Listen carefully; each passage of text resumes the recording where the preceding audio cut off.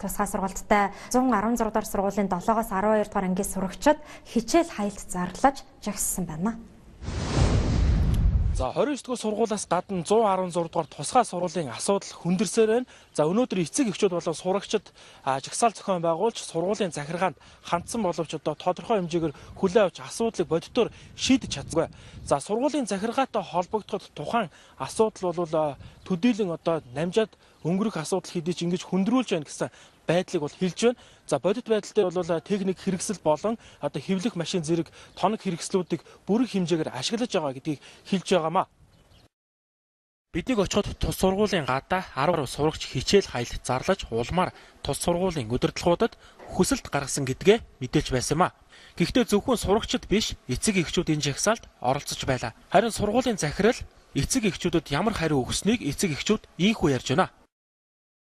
Яг одоо захиргаанд нь хандах гэхээр одоо захирал нь одоо ингэж хэлж байгаа. Би халагчууд энэ асуудал болчих юм байна. Тэгвэл би өргөдлөө одоо өгч одоо болчих гэдэг уурлаа яваад гэж байгаа байхгүй юу. Тэгэд яг тэр захирал өргөдлөөгөөд явж болно. Өмнөх захирал нь ингээл яваад өгсөн. Одоо энэ захирал нь ингээ яваад гэж хамгийн гол нь буцаад энэ үр дагавар нь шийдэгдэж байгаа юм юу ч байхгүй. Энэ хүүхдүүд буцаад энэ асуудалтайгаа ингээл хоцорж байгаа байхгүй юу. Хүүхдүүдийг өглөө яг эдгээр сүлд нөгөө дуугаад дуусчаад хичээлдээ орохгүй одоо энэ төргээд эдгээр бас хүүхдүүд тэгсэн чинь хүчээр гулдарч чирж гулдарч ормоор гэж загинж аашилж бөө бид нарыг ирэхээс өмнө би ч айгүйх яарсан л та бас янз бүрийн болно гэдгийг бас өөрөө мэдтсэн байсан. Тэгээд ер нь янз бүрийн болж магадгүй айгүйх яарад ирэхэд ерөөсөө тийм болцсон л байсан. Хүүхдүүд айсан чичирсэн байдалтай хоолон зангирсан ингээд өстө чирээд ултар зарим нь бол ингээд оруулсан тэгээд ерөөсөө гарахгүй тиймэрхүү байдалтай л ингээд байж байна. Сургуулийн гадна жагсаалт зохион байгуулж байгаа сурагчид эцэг эхчүүдээс гадна хичээлдээ сууж байгаа жагсаалт оролцоогүй сурагчид ч айцтай байгаагаа мэдээлсэн.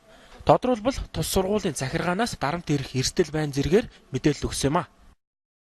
Сургуулийн захиргаанд аль биесны шаардлага хүргүүлээд иймэрхүү жагсаалт зохион байгуулахад одоо сурагчдыг төгсөхгүй ч юм уу аттестатыг нөхгүй байх ч юм уу ийм эрсдэл үүсдэг гэдэг чинь энэ талаараа ер нь өнөөдрийн жигсаал хийж байгаа хүүхдүүдтэй бол бидний санал нэг байгаа боловч ингээд яг гараад жигсэж чадахгүй байгаа гол айдас маань бол ерөөсөө л юм. Яагаад гэвэл сургууль дотор маш олон яриа яригдж ин л та. Дээр захирлын өрөөнд орж ир хүсэл гаргасан бүх хүүхдүүд цагаан уцтай төгснө. Ерөнхийдөө бол тиймэрхүү сүрдүүлгүүд хүртэл явагдаж байгаа. Одоо энэ захирал нийгмийн ажилтны сургалтын менежер гэдэг байсан. Сурагчдын хэлснээр тэдний эрх ашиг хөндөгдөж сурах материаллыг баазаар хангаж чадахгүй түүнчлэн мэрэгжлийн багш хангалтгүй байна гэсэн шалтгаан байгааг сургуулийн удирдлагууд төдийлөн анхаарахгүй байна гэж мэдээллээ. Ийхүү төгсөх үед дарамт ирэх эрсдэлтэй гэдгийг сурагч онцолж байсан юм. Мэдээллийг тэнцвэрт хүргэх зорилгоор тус сургуулийн захирал инх зулаас тодруулахад дараах тайлбарыг өгсөн юм. Тийм юм сургууль ерөөсөө яриаггүй штэ. Хэвлэл мэдээллийн та нар ч гэсэн бас аливаа ямиг бас зүгээр тайлбарлах байх гэж би найд чинь та бүхний би хүндцэж үздэг. Гэхдээ тэгвэл тэр цагаан уцтай төгсөн гэж хин ярьсан. Тэр баталгаа хаана. Би тийм хэлээгүй. Сургуулийн захиргаанаас хизээч тийм бодлого бариаггүй. Тус сургуулийн сурагч сайхан цэцэг хэлэхдээ шалтгаан гэвэл манай сургуулийн удирдлагууд хүүхдүүдийнхээ үзэл бодлыг сонсохгүй байна. Хүүхдүүдээ харааны хэрээр сэтгэдэг гэж доромжилдог. Мөн сурагчдыг хөгжмийн багш Батбол тод ярьдаг болохоор торонд байдаг. Та нар энэ үгийг сайн бодоорой гэж сүрдүүлсэн. Энэ мэтээр асуудлууд болон олон зүйлийн талаар ярьж болно гэдгийг онцолж байсан юм а.